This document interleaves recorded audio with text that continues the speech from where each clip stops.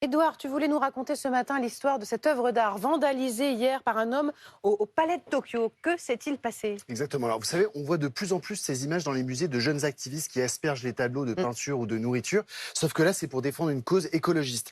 Ce qui s'est passé hier au Palais de Tokyo n'a rien à voir. En fait, un homme, hier, un octogénaire, se promenait dans les allées du musée. Il visitait l'exposition Ma pensée sérielle de l'artiste suisse Myriam Khan, qui se tient d'ailleurs au Palais de Tokyo. Il a réussi à déjouer la sécurité et il a jeté de la peinture mauve sur une, Ah sur oui. une C'est ce qu'on œuvre. voit là, voilà. Sur l'œuvre Fuck Abstraction, comme on voit là. Il avait dissimulé cette peinture dans une bouteille de médicaments. Attends, Fuck Abstraction, c'est le titre de l'œuvre. Oui, D'accord. exactement. Ouais, ouais. Alors, il a été placé en garde à vue. Mais pourquoi, en fait, il s'en est pris à...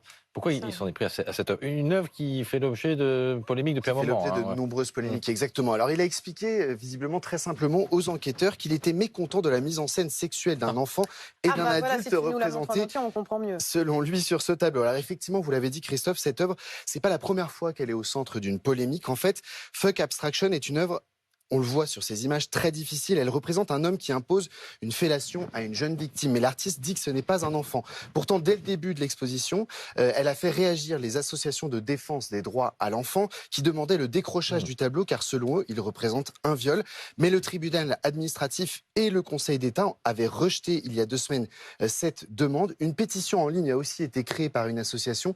Elle a été signée par plus de 14 000 personnes pour demander le retrait de l'œuvre. Et au mois de mars, la députée du Rassemblement national, Caroline Parmentier, avait interpellé la ministre de la Culture dans une vidéo qu'elle avait postée sur son compte Twitter. Alors le son est pas très bon, mais je vous ai laissé la vidéo. En fait, elle explique que c'est effectivement une image qui ne devrait pas se trouver dans un musée puisque c'est une œuvre, selon elle, pédopornographique et elle demande le retrait de l'œuvre. Et à ce moment-là, il y a la ministre de la Culture, Rima Abdul-Malak, qui avait dénoncé cette vidéo en parlant d'une instrumentalisation de l'œuvre.